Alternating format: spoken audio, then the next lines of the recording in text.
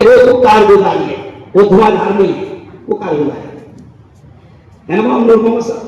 तो ये आखिरी तकरीर है और मेरा उन्वान भी मैंने कहा कि पहले उन्वान ये नहीं रहते और हम भी पढ़ के आते थे, लेकिन उन्वान है मेरा हौसला और हिम्मत के साथ नौजवानों को तरगीब। पहला उन्वान है मेरा हौसला। मौलाना अली साहब हजरत हौसला। अभी मैं पूरे मुल्क में जा रहा हूं, अभी इस वक्त उड़ीसा से आया हूं, फिर अभी 2 दिन के बाद बिहार झारखंड का सफर होगा। मेरे बड़े उलमा, मेरे अकादमीन और मेरे उस्तादों का, चाहे वो all India Muslim personal board से ताल्लुक रखते हो या जमीयत उलमा से ताल्लुक रखते हो, वो भी मुझे यही कहते हैं कि बेटा हारून, हिंदुस्तान के जिस कोने में जा रहा है, सबसे पहले मुसलमानों को हौसला दो। हौसला, क्योंकि जिस कौम का हौसला खत्म हो जाता है, जिस कौम की हिम्मत खत्म हो जाती है, जो कौम डर और खौफ का शिकार हो जाती है, वो मरने से पहले मर जाती है। आपको मालूम है कोरोना में लोग क्यों मरे? डर से मरे। डॉक्टर साहब सही बात है ना? अगर मरीज को इतना ही पता चल जाता था कि इंजेक्शन बहुत ढूंढे पावा मिल रहा नहीं कर दिया, कैसे मरा था? दहशत, डर और खौफ। और इस वक्त मैं क्लियर तौर से कह रहा हूं असर भाई, कुर्बान अहमद साहब, मैं तमाम लोगों से कह रहा हूं कि मोदी सरकार डर और खौफ का गेम खेल रही है। बोल साहब, अरे बोलो, डराओ और राज करो। और मोदी जी को ये नहीं मालूम है कि अपन कितने खतरनाक है। नहीं समझा? अगर ये कहूं तो शायद गलत ना होगा, अपन इतने डेंजर है कि अल्लाह ने ऐसे ही करते। ओरिजिनल बात है, ओरिजिनल बात है। 5 बार बोला था, जब जाके 2-3 बार अरे बोलो जाते तो मोदी जी को मैं पैगाम दूंगा, क्योंकि मैं वायरल मुफ्ती है, मेरी हर बात वायरल हो जाती है कि मोदी जी ये बावले चाले अरे बोलो मत करो। बल्कि एक और पैगाम में कहूंगा, नागपुर में जब मेरा बयान हुआ आरएसएस का गढ़ है, तो मैंने वहां पर एक टुकड़ा कहा, मीडिया ने छाप दिया। मैंने कहा कि देखो आरएसएस वालों, भाजपा वालों, हुकूमत से मैंने डायरेक्ट कहा, क्योंकि आज का उन्वान ये भी था मौलाना अब्दुल हकीम साहब का कि हमारी लड़ाई हुकूमत से है, हिंदू भाइयों से नहीं है। तो मैंने नागपुर में भी टुकड़ा कहा कि मोदी जी हम इतने डेंजर लोग हैं कि सब्जा भाई अगर एक बिल्लास घुस गया तो अल्लाह का शुक्र है उसको भी छोड़ दे। नहीं, शुक्र है अल्लाह का, उस सब्जे भाई को नहीं छोड़ दे। अगर सब्जी बहन घुस गई एक बिल्लास, उसको नहीं छोड़ दे तो अल्लाह मियां की जायदाद पर तुमको नाक की तरह फनी फैला के बैठे देंगे क्या? बिल्कुल नहीं। हम अपनी जायदाद की हिफाजत करना जानते हैं। और जब नबी पाक ने कहा है, क्या कहा प्यारे नबी ने?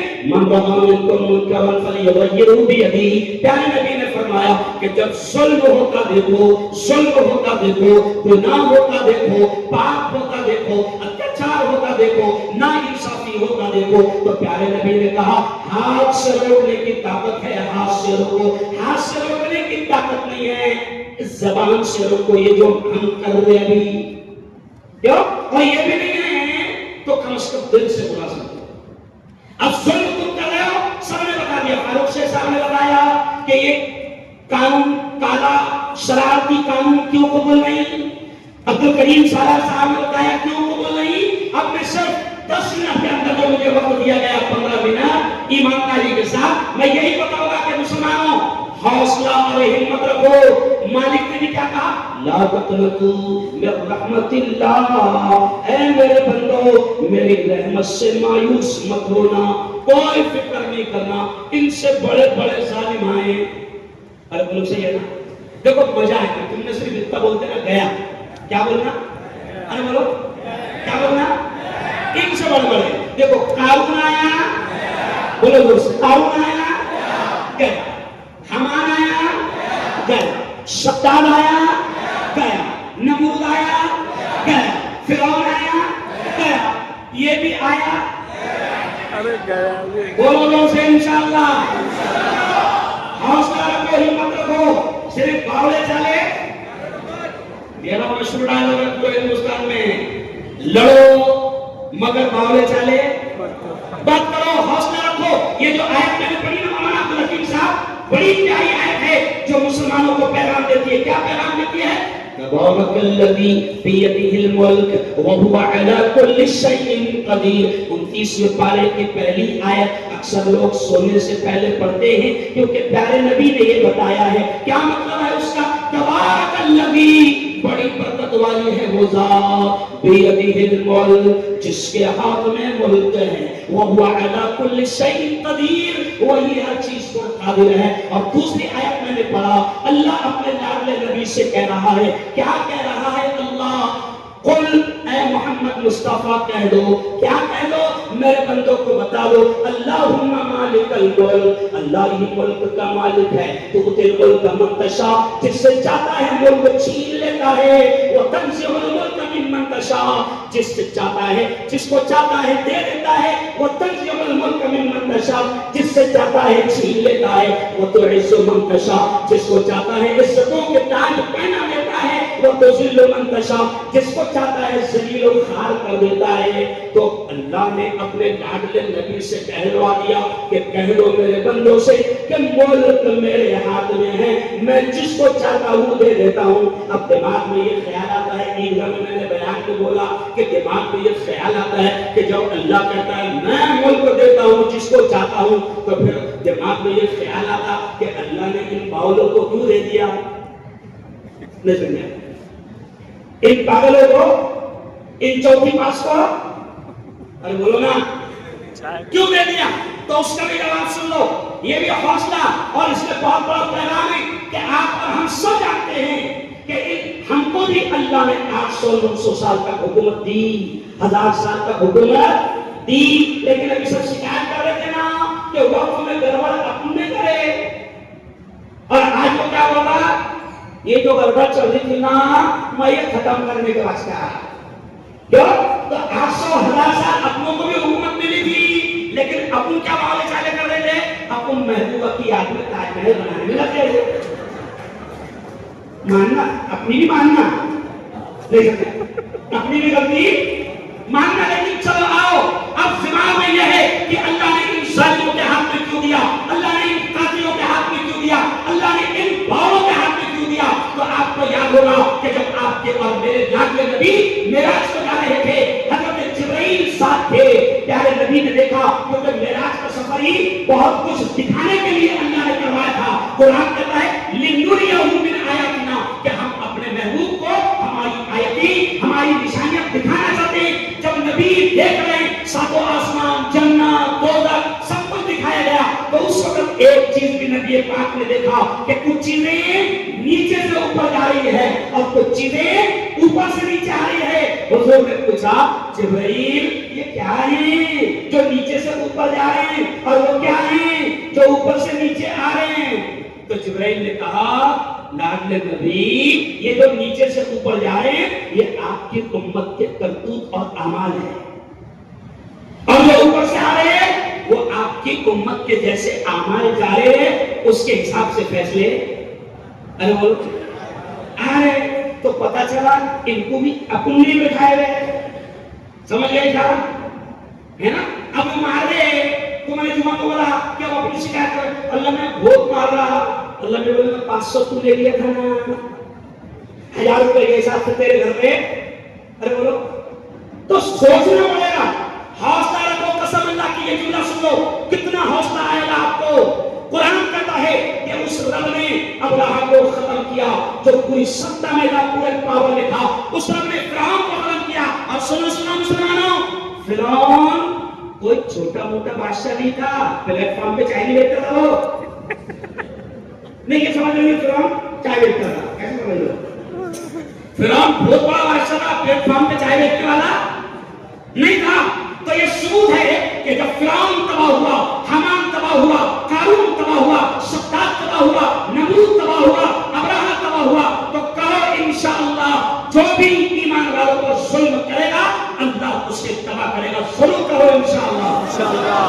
हाँ, बस हमको अच्छे से रहना है, हमको हमको अना के लिए लड़ना, अरे बोलो नहीं, है ना, अपनी दुकानदारी के लिए लड़ना नहीं, मैं लीडर बनाया गया उसके लिए लड़ना नहीं, है ना, मैं सबसे ज्यादा होशियार है इसके लिए लड़ना नहीं, है ना, मेरे को नहीं बुला रहे इसके लिए लड़ना, अरे बोलो नहीं, हिकमत से मेरा मान है, हिकमत से काम लो, बावले चले, अरे बोलो ये मान तो बोलो बावले चले नहीं करो। अब जवान है ना, अभी मेरा मान क्या है, सब नौजवानों को तरजीह, अब यहाँ नौजवान है जी, नौजवानों के बाप है, बराबर बहुत कम नौजवान है, तो अगर नौजवानों को समझाना है तो रजा दावा पे बोला, क्या बोला, रजा दावा पे, और माशाअल्लाह सब एक से बोलने वाले, इसमें से सब ऐसे हैं कि इनको पूरे जिले में बांट दिया जाए, 3 दिन के अंदर सब पूरा जिला कवर हो जाएगा।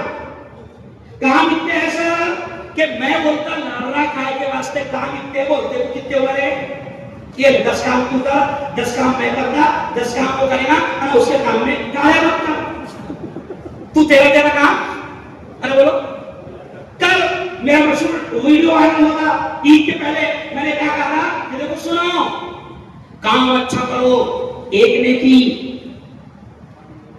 काम करने वाले का साथ दो, एक ने की, और मैं मुफ्ती ये फतवा देना चाहता हूं कि काम नहीं हो रहा, साथ नहीं दिया जा रहा, तो सिर्फ काया मत कर, घर को बैठ डबल नहीं, काया मत कर, घर को बैठ कितनी देती बोला ना, अपन सब मिलकर फतवा दे रहे, क्योंकि काया से बहुत परेशान हो गए, फितनों से बहुत परेशान हो गए जवानों को। अब ये जितने बड़े बैठे हैं, तुम्हारा काम है जवानों को जाना, देखो मैंने आज की दरबार में बोला, भड़काना बहुत आसान काम है, अल्लाह का शुक्र है मुझे अल्लाह ने भड़काने की सलाहियत इतनी दी कि 10 मिनट में दंगा करा सकता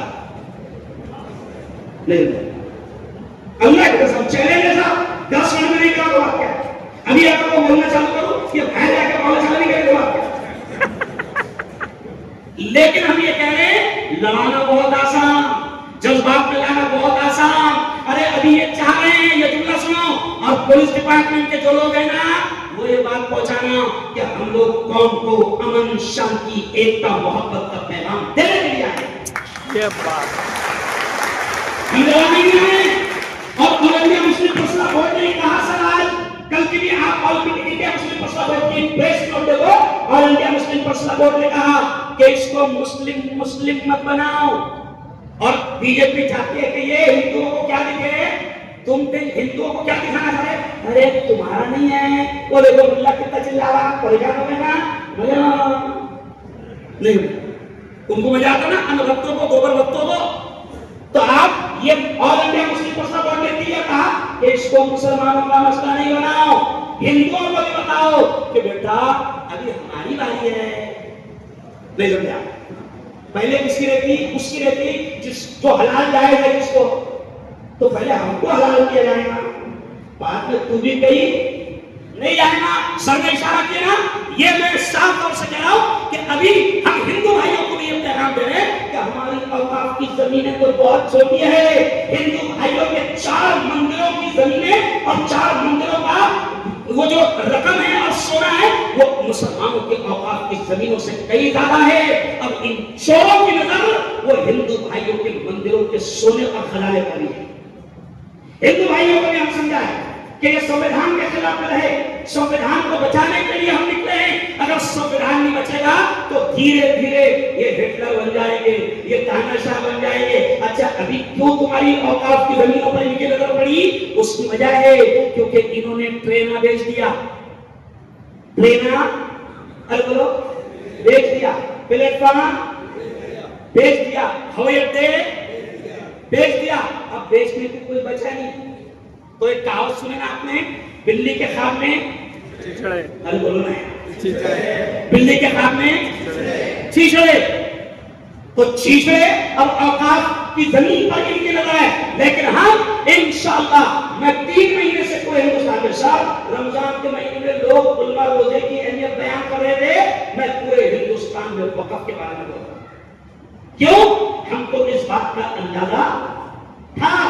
तो मैं आज आपको आखिरी पैगाम दे रहा हूं कि अगर हमारा ऑल इंडिया मुस्लिम सुरक्षा बोर्ड ने भी कहा कि जो तशद्दुद का रास्ता इख्तियार करेगा, जो हिंसा का रास्ता इख्तियार करेगा, जो लड़ाई झगड़े का रास्ता इख्तियार करेगा, और ये मुस्लिम पर्सनल बोर्ड ने भी कहा कि उसका हमसे कोई ताल्लुक नहीं। और एक बड़ा जुमला उन्होंने कहा, कल का पेपर पढ़ो, उर्दू टाइम, मुंबई में इसमें पूरी रिपोर्ट आई है, इंकलाब में भी उन्होंने जुमला कहा कि हम इस बात से, ये जुमले पर ध्यान देना, हम इस बात से बखूबी वाकिफ हैं कि कुछ हमारे अंदर ही हमारे अपने उनके बनकर आ सकते हैं। अपने पास में मीर जाफर और मीर सादिक की तो कमी नहीं है ना? अरे बोलो, तो बहुत होशियारी से काम लेना पड़ेगा।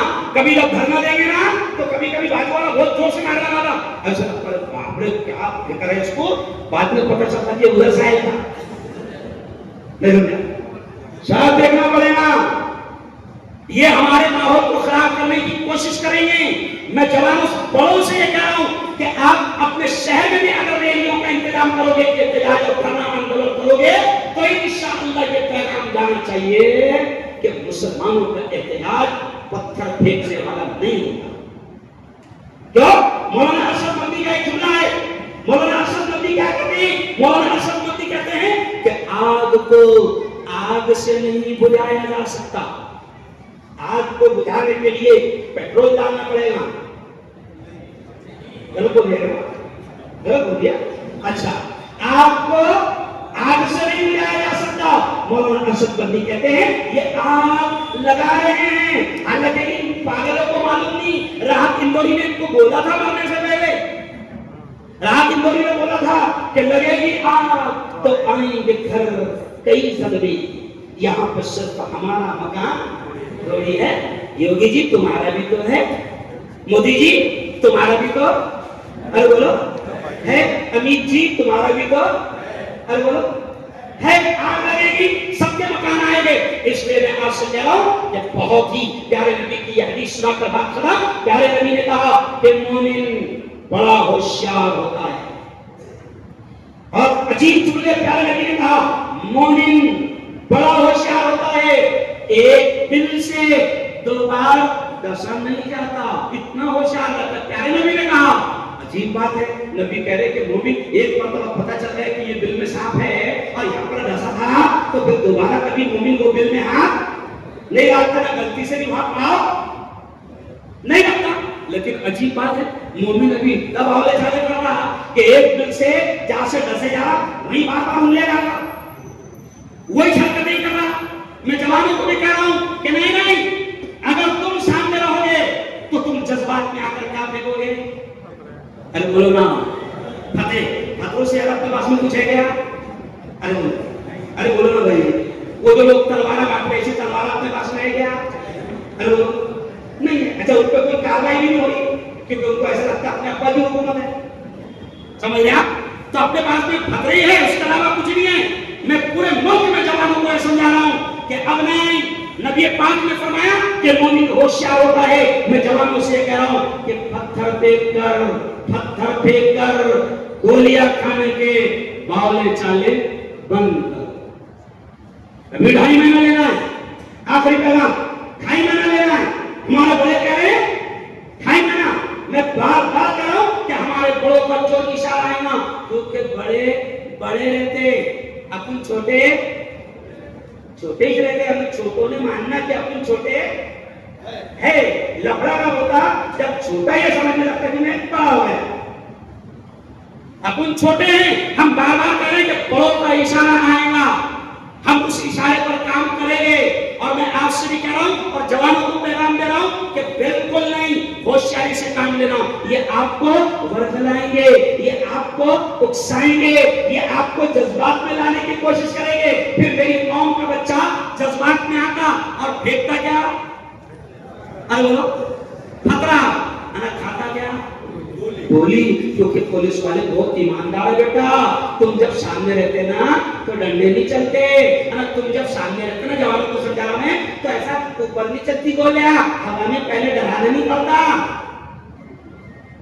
बड़ा इशारा कर रहा हूं, पुलिस वालों को भी बुरा लगेगा, लेकिन सुन लो, पुलिस वालों से भी मैं कह रहा हूं कि हम तुम्हारे वास्ते भी लड़ रहे, क्योंकि संविधान खत्म हुआ ना तो तुम भी खत्म हो जाएंगे।